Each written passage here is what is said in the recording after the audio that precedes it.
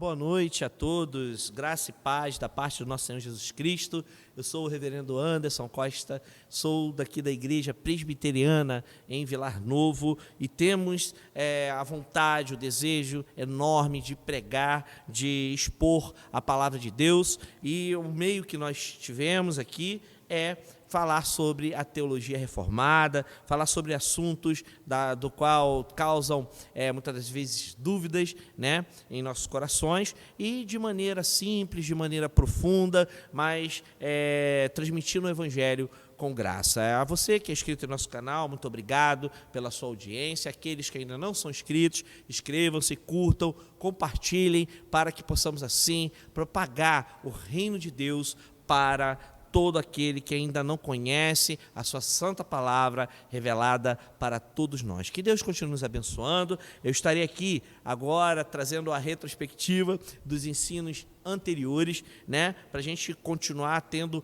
um raciocínio acerca do que nós já estudamos anteriormente. Em um pequeno resumo, nós começamos falando sobre a revelação de Deus para a humanidade, foi por intermédio da sua santa palavra, da escritura sagrada do nosso bom Deus, né? Quando ele comunica-se com o homem, e o homem assim tem consciência da sua existência e utiliza-se de uma maneira, de uma tecnologia humana, para que todos tivessem a compreensão da sua existência, a compreensão também da sua relação, né, com dele com a sua criação, do Criador para com a sua criação. Outra forma também, nós estudamos sobre a interpretação desta palavra que foi revelada. A interpretação desta palavra, ela se dá aos cristãos, né? E nós vimos que todo cristão tem o direito e o dever não somente de aprender por meio da herança, da fé da igreja,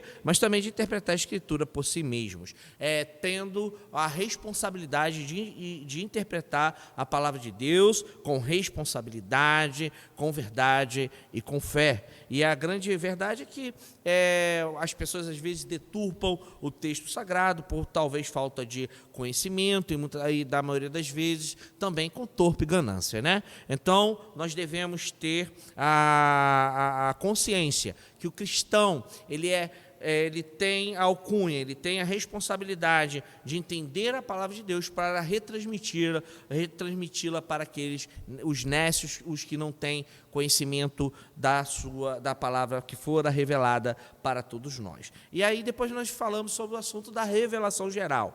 Tá? A revelação geral, ela consiste, ela tem a questão da revelação, que era através da realidade humana, tá? Por intermédio do seu ambiente natural. Quer dizer, que Deus revela-se não só por intermédio da sua santa palavra, que a palavra é diretamente dita para que o homem compreenda a sua santa vontade, mas também pelos elementos da natureza, né? Os elementos que cerca o ser humano pelo seu meio ambiente, pelo meio em que ele vive, né? O seu meio natural, né? As árvores, as matas, as estações climáticas, os oceanos, né? Então, nós temos a dimensão de quem verdadeiramente é esse Deus que revela-se por intermédio da sua palavra e também por intermédio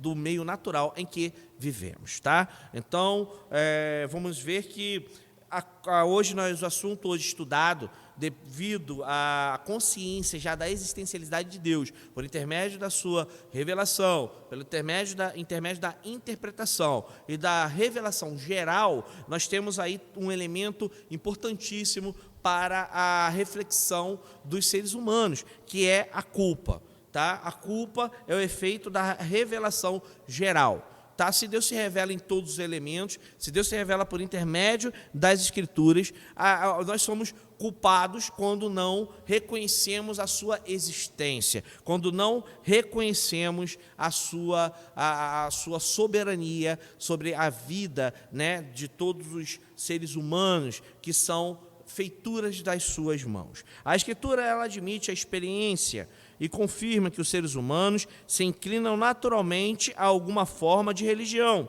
embora falem em adorar o seu Criador, cuja revelação geral de si mesmo o torna conhecido universalmente. São palavras do Parker, que é escritor do livro Teologia Concisa, da qual nós temos base, a nossa base bibliográfica em cima desse livro e de outros autores reformados. Tá? Então, o Parker ele vai afirmar, né, que o ser humano, nós nos inclinamos naturalmente, né, para algum tipo de religião. Tá? E a gente pode ver também, com a palavra de Calvino, que podemos corroborar com o pensamento do sensu divinati. Né? O sensu divinati é que todo homem tem vamos colocar mais ou menos dentro de uma realidade de entendimento, que todo homem possui algo de Deus dentro de si. Né? O Ariano Suassuna, em uma das suas entrevistas, eu vi um ponto que ele estava falando, discussando dentro da academia em São Paulo, Academia Brasileira de Letras, com os escritores paulistas, né? E estava dando uma palestra, e dentro dessa palestra ele fala que o homem tem uma centelha divina. Né? E eu acho que é algo que pode nos causar uma reflexão profunda, né? Se nós somos feituras da mão do Senhor, coroa da sua criação, né? Imagem e semelhança de Deus, nós, de alguma maneira, nós possuímos, né, algo de Deus dentro de nós, e por isso que o homem ele se inclina, mesmo não tendo conhecimento de Deus, mas ele tem a necessidade de adorar algo, né? Em exceção também, né, a gente vê aqui o ateísmo teórico e o monoteísmo moral, que eles são opostos naturais. O ateísmo é sempre uma reação contra a crença preexistente de Deus ou deuses, e o monoteísmo moral somente surgiu no despertar da revelação especial, que nós vamos ver em outros estudos. Então, a gente vê que o homem, ou ele tem dois extremos, a negação total de Deus, ou a vertente que cuida da existencialidade de Deus e dentro de um senso moral, de um senso que certifica a moralidade em uma estrutura social, de convívio, de vida, né, do que é certo, do que é errado, né? Vamos colocar que é parte também do princípio ético. Tá? Então, por sua vez, o homem insiste em se inclinar a alguma forma de religião. Então, nós vamos ver que são milhares de religiões, milhares de formas que o homem tem, né, de expressar esse sentimento a uma determinada divindade, né, e essa função, que é essa necessidade de adorar a algo ou algo superior, né, advém da revelação geral também. A gente vê os povos primitivos em relatos que adoravam o Deus Sol, né, as chuvas, os elementos da natureza, porque eles não conseguiam explicar, né, e nem tinham também essa revelação geral de Deus, e, portanto, eles tinham ali a necessidade de invocar, de certa forma, dentro da sua mente criativa, a existencialidade, trazer à existência deuses formulados dentro das suas ideias, dentro da sua criatividade, né, e pela falta também, muitas das vezes, do conhecimento da existencialidade de um Deus único, soberano, criador dos céus e da terra. Então, quando Deus revela-se por intermédio da Escritura Sagrada, a sua existência, e nos dá a capacidade de interpretar, de compreender, de nos iluminar para compreender a sua santa palavra, nós não temos desculpas para negar a existencialidade. Então, portanto, a culpa ela advém propriamente oriunda dessa negação da existencialidade de Deus. Eu separei alguns pontos para a gente compreender a culpa, né? O primeiro ponto: a culpa vem por intermédio do pecado oriundo do egoísmo e da aversão das prescrições de nosso Criador, por intermédio da desobediência às leis de Deus. Nós temos a consciência, né? O nosso catecismo ele vai dizer que nós temos que adorar a Deus e gozá-lo eternamente, gozar a sua existência. Portanto, quando Deus ele se revela por intermédio da Escritura Sagrada, por intermédio da sua verdade, por intermédio de uma revelação da qual ele possibilita que o homem ele tenha consciência de sua existência, o homem, por egoísmo ou por aversão àquilo que é correto, dentro da sua cegueira pecaminosa, ele vai colocar Deus de maneira secundária e priorizar também a sua vida, de forma que preencherá todos os espaços e prestará culto a ele mesmo ou aquilo que ele determina que é certo ou que é errado, negligenciando a vontade de Deus, negligenciando a sua palavra e os seus ensinamentos. Tá? Então, no ponto 2, aí vem o outro ponto que distancia ali o homem de Deus e o torna culpado. Tanto é que os mandamentos, né, adorarás seu teu Deus sobre todas as coisas, e a gente vai discorrendo na palavra para ter o entendimento, porque Deus tem aversão à idolatria, né? Porque a idolatria é algo abominável, pois transfere a glória e a soberania de um Deus incorruptível em semelhança de imagem de homem corruptível, bem como de aves, quadrúpedes e répteis. Então, Deus se revela na revelação geral a todos os elementos da natureza, mas para ser compreendido que existe um Criador, pela força da sua criação. Agora, o grande problema é que o homem, pela ignorância do não conhecimento de Deus, vai atribuir essa força aos elementos do seu meio natural, né? E aí, dentro da sua capacidade de raciocínio, dentro da sua criatividade, dentro também da sua cultura,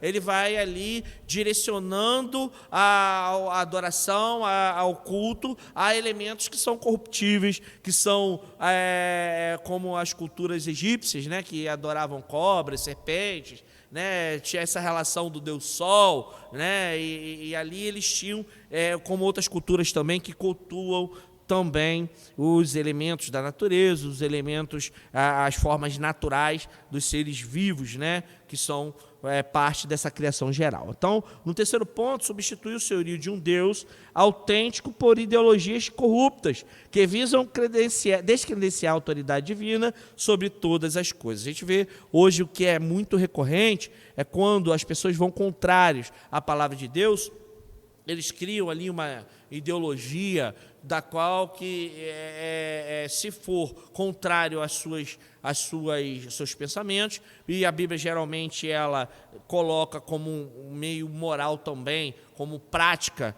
né? Como prática de justiça e moralidade, é uma bússola para que o homem caminhe no reto juízo. As pessoas elas começam a contrariar, a querer dar descrédito à palavra de Deus, e isso é muito ruim. Tá? Enquanto a humanidade não reconhecer que esta autoridade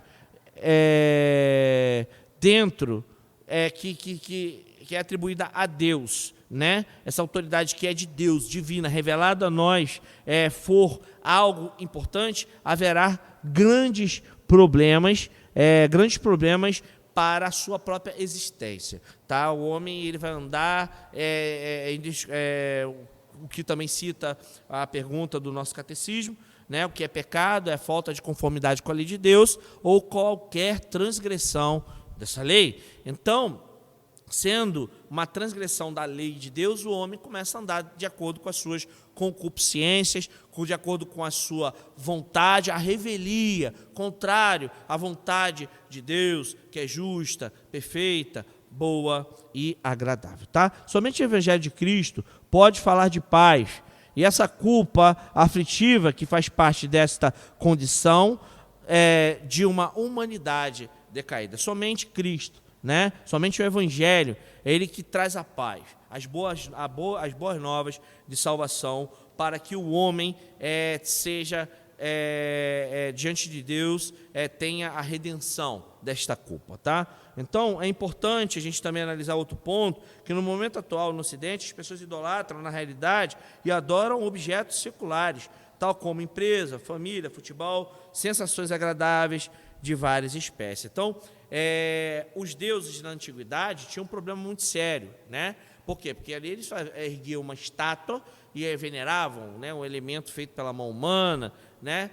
Baal, Astarote e os Balaíns, a gente vai transcorrendo na palavra de Deus várias formas de idolatria. Só que hoje, na atualidade, nós temos outros, no caso os seres humanos, constituíram outro panteão de Deus, né? Quais são esses deuses? São o sistema, né? A questão do material, a questão, muitas das vezes, do estético, né? Não que isso fosse ruim, você trabalhar, procurar cultivar o corpo, mas quando isso torna-se prioridade na vida do homem, e Deus torna um elemento secundário, né, as coisas divinas, então isso passa a ser idolatria e também passa a ser pecado, tá?